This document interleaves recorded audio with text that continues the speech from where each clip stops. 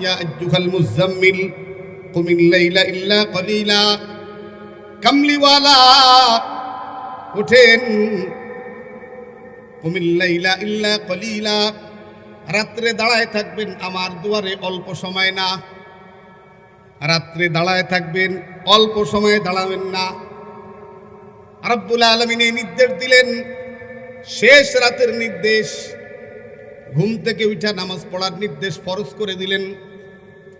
5 ওয়াক্ত নামাজ ফরজ হওয়ার পরে ওইটাকে আল্লাহ পাক রব্বুল আলামিন নফল রেখেছেন, তাহাজ্জুদের নামাজ। হে মুসলমান যুবকরা আমার, রূপসার যুবক ভাইরা, অনেক শ্রমিক ভাই বলে সময় মতো নামাজ পড়তে পারি না। বাসের বিশেষ করে শ্রমিক যারা, এর ভিতরে শতকরা 2-4 জন মানুষ পাওয়া যায় জামাতে নামাজ পড়া মানুষ, ঠিক না বলেন? বেশিরভাগই এই দুহাই দেয় যে পারি না, নামাজ পড়তে পারি না, কাপড় চোপড় ভালো থাকে না। বন্ধু, তুমি এই দুহাই আল্লাহর কাছে কয়দিন দিবা, কয়বার দিবা? সারাটা জীবন কিভাবে চলা সম্ভব? সাহাবায়ে কেরাম অল্প সময়ের মাঝে আল্লাহ তাআলার কুদরতি চাহিদা পূরণ করতে এতটাই সক্ষম হয়েছেন।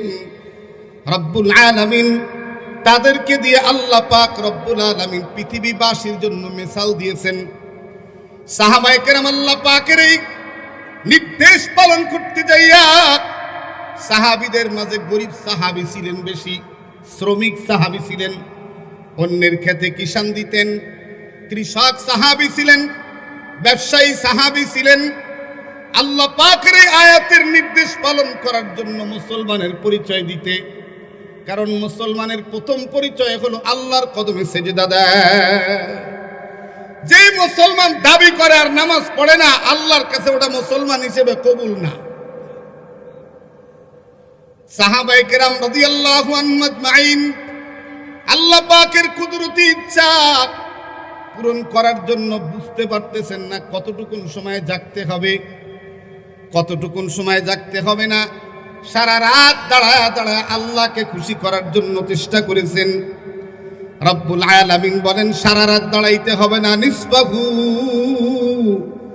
রাতের অর্ধেক ঘুমাইবা আর অর্ধেক দাঁড়াইবা। আউইন কুসমিনহু কলিলা, অথবা রাতকে 3 ভাগ করে 2 ভাগ ঘুমাইবা, 1 ভাগ দাঁড়াইবা। আউজিদা আলাইহি, 4 ভাগ করে 3 ভাগ ঘুমাইবা, 1 ভাগ দাঁড়াইবা।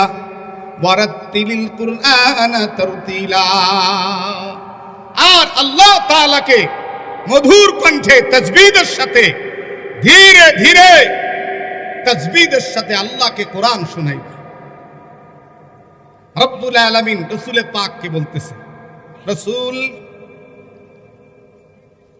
ইন্না রাব্বাকা ইয়ালামু আন্নাকা তাকুমু আদনা মিন সুলুসাইল লাইলি ওয়া নিসফাহু ওয়া সুলুসাহু ওয়া তাইফাতুম মিনাল্লাযিনা মা'আক। নবী, আল্লাহ তাআলা খুব ভালো জানেন কে রাতের অংশে কতটুকুন জাগ্রত থাকে। ইন্না রাব্বাকা ইয়ালামু, আপনার রব জানেন, তাকুমু আদনা মিন সুলুসাইল লাইলি ওয়া নিসফাহু ওয়া সুলুসাহু ওয়া তাইফাতুম মিনাল্লাযিনা মা'আক। সাহাবীদের কথা বলতেছেন, একদল আপনার সাথে এভাবে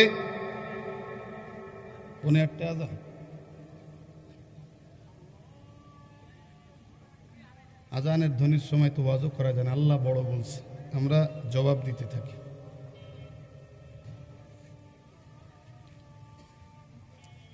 আল্লাহু আকবার।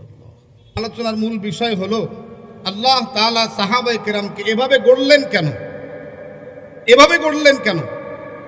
এতটা কামারের হাপরের মধ্য দিয়ে লোহা যেমন নরম করে করে কামাররা বিভিন্ন অস্ত্র বানায়, আল্লাহ তাআলা সাহাবায়ে কেরামকে নবী পাকের নবুয়তির সান্নিধ্যে, কোরআনের সান্নিধ্যে রেখে এতটা গড়লেন কেন?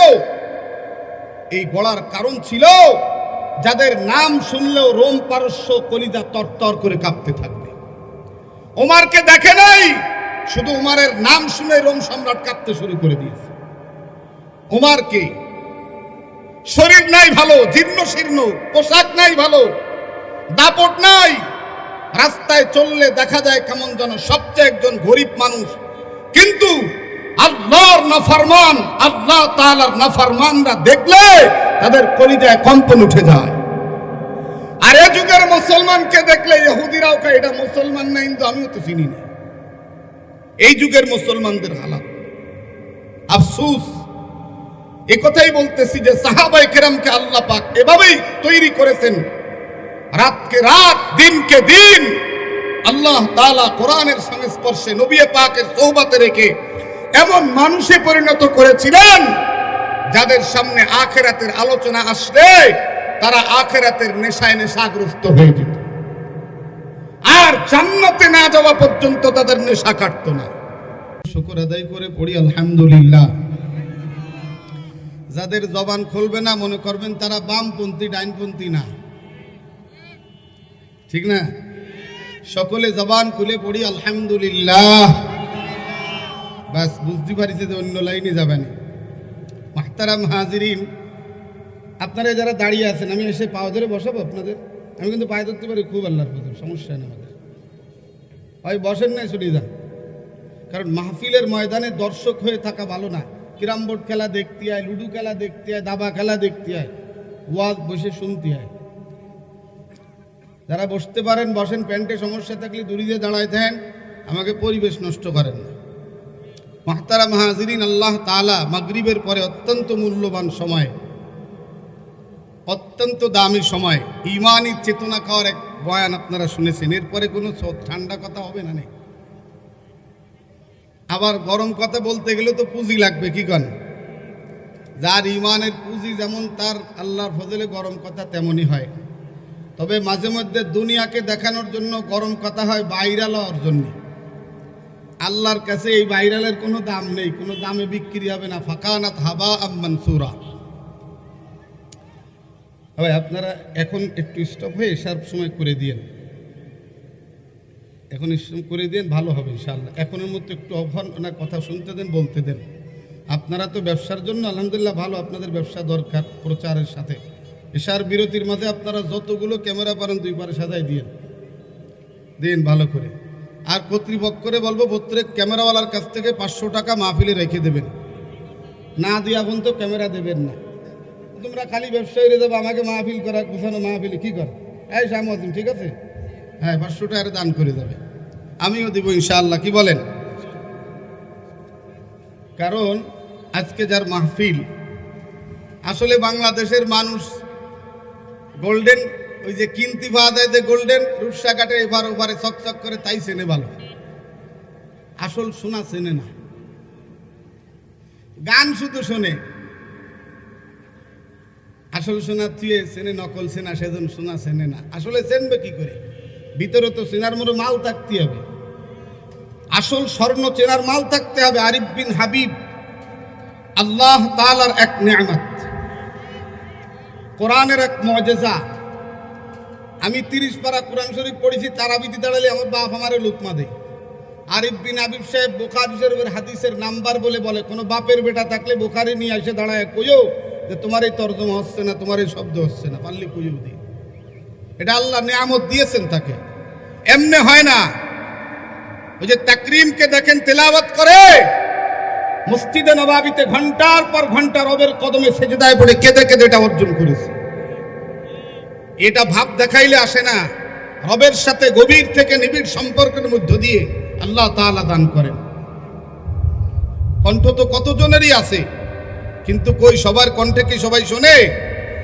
এই রূপসাতে আমি দেখেছি এক সময় কষ্ট লাগে বলতে গেলে, মেয়েদেরকে আয়না গান গাওয়াইছে এখানে, মেয়েদেরকে এই জায়গাটায় ক্ষমতায় যাওয়ার লোভে করেছে। আমি নিজে দেখেছি, সে সালের কথা আমার ভালো করে মনে আছে। আস্তাগফিরুল্লাহ। একজন মুসলমান নাম দিয়ে কোন নর্তকী বা কোন গায়িকাকে এনে মানুষকে আনন্দ দিতে পারে, এটা কোন মুসলমান হতে পারে না। অমিনান নাসি মান ইয়াশতারি লাহওয়াল হাদিস লিউদিল্লা আন সাবিলিল্লাহি বিগাইরি ইলম। আনন্দ দিতে গিয়ে তুমি কোরআনে পাকের একজন কারি নিয়ে আসতে টাকা দিয়ে আনছো, এক গায়িকা নর্তকীকে আইনা দেশের মানুষের আনন্দ দিয়েছে, অমুক নিয়ে আসছে পরিচিত হওয়ার জন্য। আল্লাহর কাছে বড় দুর্ভাগ্য আসে। মুহতারাম হাজিরিন, হুজুর যে কথা বলতেছিলেন আসলে অত্যন্ত বার হৃদয় কথা বলছেন। আমি অবশ্য বড় মোবাইল ব্যবহার করার যোগ্যতা আমার নেই, এই জন্য আমি দেহিটেই কম, আমার একটু অত স্পিরিয়া জাগে কম, কিন্তু শুনি। তবে শোনার মধ্য দিয়ে বলি, বাংলাদেশের যুবক যারা এই ঈদে কাউয়া কাটিং আর ওই ব্রাজিল কাটিং আর্জেন্টিনার কাটিং দিছো, ফিলিস্তিনের সপক্ষে তোমাদেরকে ইসরায়েলের বিরুদ্ধে তোমাদের মাথাগুলি সুন্দর করে সুন্নাত তরিকায় কেটে পৃথিবীকে দেখা দেওয়া উচিত আমরা ইসরায়েল লাল কুত্তারের পক্ষেরা। তোমরা কোটি কোটি টাকা এই ঈদের সময় নাপিতকে দিয়েছো মুসলমানের সন্তান ইহুদিদের কাটিং দিতে। তোমার টুপি খুললে মনে হয় না তুমি মুসলমানের সন্তান, কাউয়ার মতো কাটিং দিছো তুমি। সাইজে বেলাইছো দুই পাশে একেবারে ঝালো চুলা সাইজে বেলাইছো। তোমার বিশাল সামনে চুলের আড্ডা। মুহাম্মদুর রাসূলুল্লাহ সাল্লাল্লাহু আলাইহি ওয়াসাল্লাম এমন একজন নবী যিনি মানুষকে পেশাব পায়খানা করা থেকে শুরু করে রাষ্ট্রভবন পরিচালনা করা, যুদ্ধের ময়দানে সেনাপতির দায়িত্ব পালন করা, বন্ধুর সাথে আড্ডা দেওয়া, স্ত্রীর সাথে গল্প করা শিক্ষা দিয়েছেন। সুতরাং ইসলাম এমন কোন ধর্ম না যার মধ্যে কোনো কমতি তুমি পাবে। যদি তুমি ইসলামের মধ্যে ঢুকে কোথাও তোমার কমতি পাও, দরকার নেই তোমার ইসলামের কাছে আসা। তুমি যাও লাল কুত্তাদের কাছ থেকে তুমি সংস্কৃতি ক্রয় করো, কিন্তু কোরআনের কাছে আর ইসলামের কাছে যদি তোমার জিন্দেগীর সুন্দর সমাধান পেয়ে যাও, তুমি কোন বোকামি করে লাল কুত্তাদের কাছে যাও। আজকে আমার যুবক মুসলমান সন্তানেরা সেলুনে গেলে ওই লাল কুত্তাদের দেখে দেখে চুল কাটে, লাল কুত্তাদের দেখে দেখে। আমি পরশুদিন সেলুনে গেছি, একজন আমার একটা হুজুর তো সস্তা কাটিং দিতে আছে। আমি বললাম হ্যাঁ ঠিকই আছে, তো আমি সস্তা কাটিং দিয়েই থাকবো, 300 টাকাতে চুল কাটবো, কি জন্য আমার এত দায় ঠেকছে। যারা ওই কাটিং দিয়ে থেকে ফাঁসায় গোস্ত নেই, অধিকাংশ মুহিও গোস্ত নেই ঠিক মতো, আবার ড্রিঙ্কিং খায়, বামাইদের যুবরাজ ভাব দেখায়। দিনের বেলা ঘুম পড়ে, রাত্রি ঘুম পড়ে না চোরের মতো। রাত্রি ঘুম হয় না, আমাকে বালিশি মাথা দিলি সাথে সাথে কোন জায়গায় চলে যাই, আবার ফজরের আজান দিলে আল্লাহ ধাক্কায় উঠে দিই। আর একের অবস্থা হলো দিনের বেলা ঘুম পড়ে কাউর মতো সব পুড়েই ফেলাই দিই, আবার ফেস ওয়াশ বসে বেরিয়ে রাস্তায় বেরিয়ে ফসফস মেরি। আগে যুবকদের দরকার, ফিলিস্তিনের পক্ষে যদি তোমাকে কিছু করতে হয়, তোমাকে মুহাম্মদুর রাসূলুল্লাহর আদর্শের মাঝে আসতে হবে। বাংলাদেশ না, পৃথিবীর মানুষ যদি দেখতে পায় বাংলাদেশের কোটি যুবক ইহুদিদের কালচার বাদ দিয়ে মদিনার রঙে রঙিন হয়েছে, বিশ্বাস করো ইহুদিদের কলিজা কাঁপতে থাকবে। কিন্তু তোমাদেরকে মুরিদ বানায় ফেলছে, মাথা থেকে পাও পর্যন্ত সম্পূর্ণটা ইহুদিদের মুরিদ। প্যান্ট বাইর করলে পাছা, নাভি বাইর করা, পাছা বাইর করা, ওদিকে গড়মুলো ঢাকা, পেশাব করে প্যান্টে মাখানো, আর হাতের নখগুলো বড় বড় জানোয়ারের মতো, মাথার চুলগুলো ভাল্লুকের মতো, আর মাঝে মধ্যে দাড়ি রাখিছে আবার স্টাইল দিয়া, বিভিন্ন কাটিং এর স্টাইল। সবগুলো কালচার ইহুদিদের কালচার। ওই ইহুদিরা মুসলমানদের মাইপে বেলিছে কোন দরের মুসলমান, ভালো করে মাপিছে, আর মাপার কারণেই আজকে এই অবস্থা। আল্লামা শামসুল হক ফরিদপুরি রহমাতুল্লাহ আলাইহি আজকের মানুষ না, আমাদের আকাবের আসলাফ যিনি, তাকে সেই সময় তিনি জীবিত থাকতে ফিল্ড মার্শাল আইয়ুব খান কিছু টাকা মাদ্রাসায় পাঠায় দিল, যে এই টাকাগুলো সরকারি টাকা দান করা হচ্ছে আপনার মাদ্রাসায়, আপনি খরচ করবেন। বলে না, এ টাকা আমি নেব না, এ টাকা আমি নেব না। সরকারি টাকা মাদ্রাসায় আসা সহজ, কিন্তু আমি নেব না, ঝামেলা আছে। হুজুর নিতে চান নাই, নেন নাই সে টাকা। এরপরে তিনি একবার ডাকলেন শামসুল হক ফরিদপুরি রহমাতুল্লাহ আলাইহিকে, ওলামায়ে কেরাম সহ। ওলামায়ে কেরাম সবাই হুজুরকে ধরলেন, হুজুর চলেন। উনি ডাকছেন, যাই কি বলে শুনি। উনি সদস্য হুজুর গেলেন সেখানে, সেখানে উনি বক্তব্য দিচ্ছেন। কি বক্তব্য দিচ্ছেন? আমি ইসলামের জন্য এটা করছি, ইসলামের জন্য এটা করছি। এর ফাঁক দিয়ে সদস্য হুজুর দাঁড়ায় বলে, আপনি ইসলামের জন্য কিচ্ছু করেন নাই, মিথ্যা কথা, কিচ্ছু করেন নাই আপনি, মিথ্যা কথা। কয় কেন আমি কি করেছি? কিছু করি নাই মানে? হ্যাঁ, কিচ্ছু করেননি আপনি, ইসলামের জন্য কিচ্ছু করেননি আপনি, যা করেছেন আপনার গদির জন্য করেছেন। আইয়ুব খান বলে, কার সামনে কথা বলতেছেন আপনি জানেন? শামসুল হক ফরিদ বলে, আপনি জানেন কার সামনে কথা বলতেছেন? টাকা দিয়ে গরু ক্রয় করা যায়, মানুষ ক্রয় করা যায় না। আমরা দেখলাম অলরেডি পরিবর্তনের পরে কত টাকায় বিক্রি হওয়া নেতা দেখলাম। আলোচনা করে সুন্দর করে সমাধান করে টাকায় বিক্রি হয়ে গেছে। হায় মুসলমান, এজন্য আল্লাহ তাআলা মুসলমানকে মুমিনকে বলছেন উদখুলু ফিস সিলমি কাফা, ইয়া আইয়ুহাল্লাযীনা আমানু উদখুলু ফিস সিলমি কাফা। সুপাবাজি করে মুমিন হওয়া যাবে না, ইসলামের মাঝে পরিপূর্ণ প্রবেশ করতে হবে। শাসন ছাড়া অন্য কোন তন্ত্রের মন্ত্রে শান্তি খুঁজতে পারে, এটা মুসলমানের চিন্তা না। এজন্য মনে রাখতে হবে, কোন মুসলমান ওই ব্যবসার মধ্যে লেগে থাকে না যেই ব্যবসা তাকে আল্লাহ ভুলায় দেয়। কোন মুসলমান ওই বিবি নিয়ে আনন্দ করে না যেই বিবি তাকে আল্লাহ ভুলায় দেয়। কোন মুসলমান ওই রাজনীতি করে না যেই রাজনীতি তাকে নামাজ পড়তে দেয় না। কোন মুসলমান ওই রাজনীতি করতে পারে না যেই রাজনীতিকে আল্লাহ ভুলায় দেয়। মুসলমানের জিন্দগির সকল বিষয় আখিরাতের টার্গেটে আল্লাহকে খুশি করার জন্য। মুসলমান সূরা মুজাম্মিল তোমার বড় মোবাইলটার ভিতরে চার্জ দিয়ে দেখবা পাওয়া যায়, পারলে কোনোদিন তরজমা পড়ে দেখবা। সাহাবায়ে কেরাম রাদিয়াল্লাহু আনহুম আজমাইন আল্লাহ তাআলার কুদরতি ইচ্ছা পূরণ করতে কেমন করে জীবন কাটাইছে। 5 ওয়াক্ত নামাজ ফরজ হওয়ার আগে তাহাজ্জুদের নামাজ ছিল ফরজ, তাও এরকম যখন তখন না, শেষ রাত্রে। হযরত রাসূল করিম সাল্লাল্লাহু আলাইহি ওয়াসাল্লামের কাছে যখন প্রথম ওহী আসলো, প্রথম ওহী আসলে জিবরাইলকে দেখলেন, ভীত সন্ত্রস্ত হলেন, গায়ে জ্বর উঠে গেল, ঘরে আসলেন। এর কিছুদিন চলে গেল, এরকম ফাতরাতে ওহী বলা হয়, ওহীর ধারা একটু দেরিতে আসা। আল্লাহর রাসূল আসমানের নিচ দিয়ে চলতেছেন, খোলা আকাশ দিয়ে চলতেছেন, জমিন দিয়ে। হঠাৎ করে ওই ফেরেশতাকে যাকে দেখছিলেন হেরা গুহাতে, তাকেই দেখতেছেন আসমান আর জমিনের মাঝে ফাঁকা জায়গায় ঝুলন্ত এক চেয়ারের মাঝে বিশাল দেহ নিয়ে বসা। সুবহানাল্লাহ। তিনি জিবরাইল। দেখে আল্লাহ রাসূল তীব্র শীত এসে গেল গায়ে, প্রচন্ড শীত। ঘরে এসে বললেন, জাম্মিলুনি, আমাকে কম্বল দিয়ে বস্ত্রাবৃত করে ঢেকে দাও। হযরত রাসূল করিম সাল্লাল্লাহু আলাইহি সাল্লামকে ঢেকে দেওয়া হলো। আল্লাহ পাক স্নেহময়ী এক ডাক দিলেন, ইয়া আইয়ুহাল মুজাম্মিল কুমিল লাইলা ইল্লা কলিলা। কামলিওয়ালা উঠেন, কুমিল লাইলা ইল্লা কলিলা, রাত্রে দাঁড়ায় থাকবেন আমার দুয়ারে, অল্প সময় না। রাত্রে দাঁড়ায় থাকবেন, অল্প সময়ে দাঁড়াবেন না। রব্বুল আলামিন এই নির্দেশ দিলেন, শেষ রাতের নির্দেশ। ঘুম থেকে উঠা নামাজ পড়ার নির্দেশ ফরজ করে দিলেন। 5 ওয়াক্ত নামাজ ফরজ হওয়ার পরে ওইটাকে আল্লাহ পাক রব্বুল আলামিন নফল রেখেছেন, তাহাজ্জুদের নামাজ।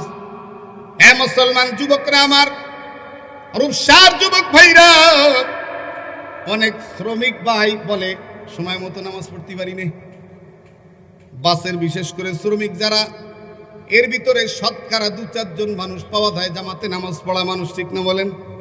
বেশিরভাগই এই দুহাই দেয় যে পারি না, নামাজ পড়তে পারি না, কাপড় চোপড় ভালো থাকে না। বন্ধু, তুমি এই দুহাই আল্লাহর কাছে কয়দিন দিবা, কয়বার দিবা? সারাটা জীবন কিভাবে চলা সম্ভব? সাহাবায়ে কেরাম অল্প সময়ের মাঝে আল্লাহ তাআলার কুদরতি চাহিদা পূরণ করতে এতটাই সক্ষম হয়েছেন। রব্বুল আলামিন তাদেরকে দিয়ে আল্লাহ পাক রব্বুল আলামিন পৃথিবীবাসীর জন্য মিসাল দিয়েছেন।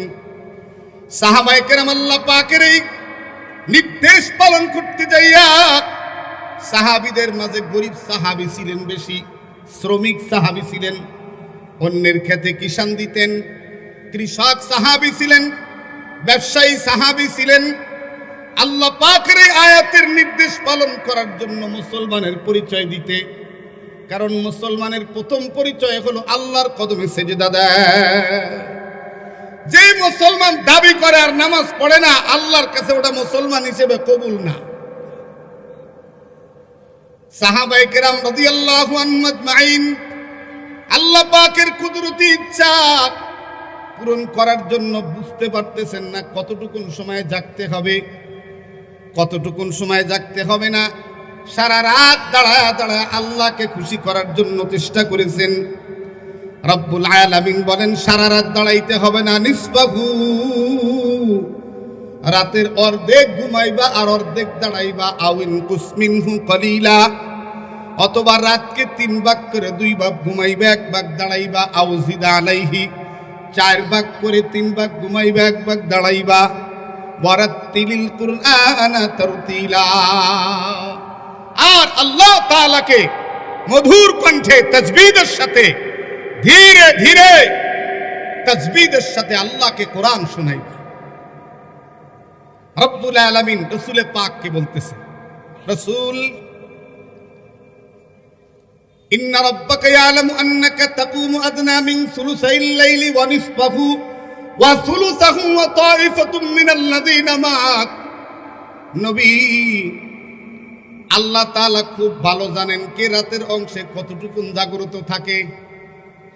ইন্না রাব্বাকা ইয়ালামু, আপনার রব জানেন, তাকুমু আদনা মিন সুলুসাইল লাইলি ওয়া নিসফাহু ওয়া সুলুসাহু ওয়া তাইফাতুম মিনাল্লাযিনা মা'আক। সাহাবীদের কথা বলতেছেন, একদল আপনার সাথে এভাবে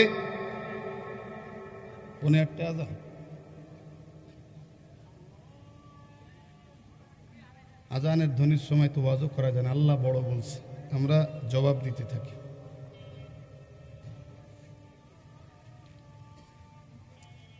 আল্লাহু আকবার।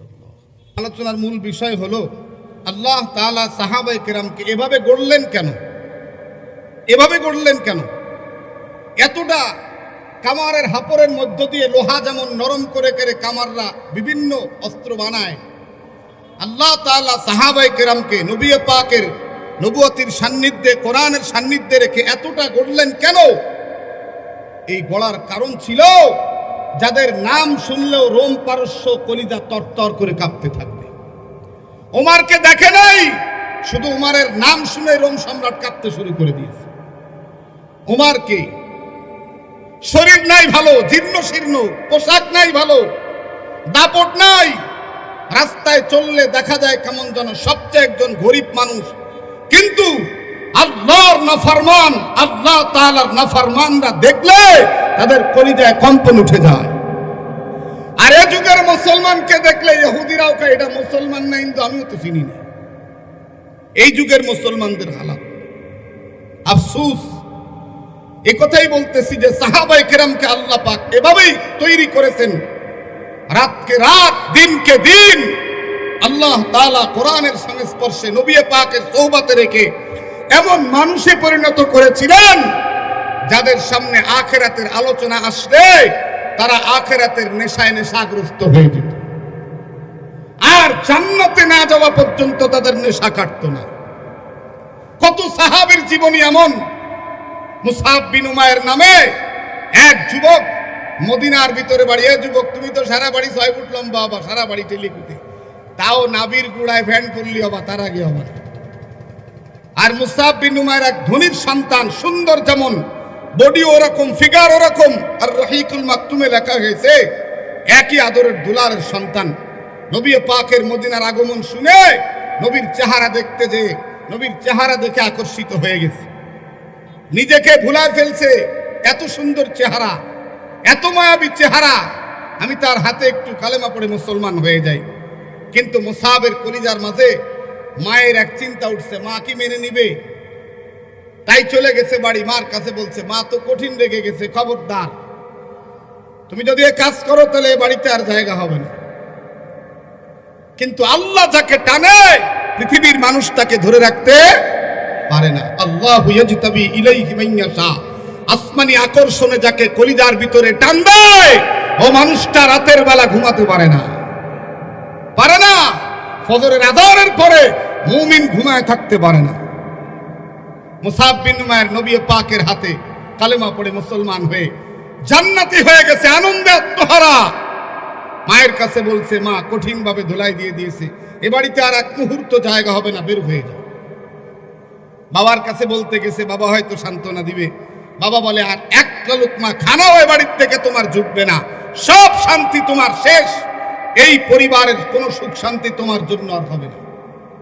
চাচার কাছে বলতে গেছে, চাচা আমি মুসলমান হয়েছি, কালেমা পড়েছি, আমি তো জান্নাতি হয়েছি চিরদিনের জন্য।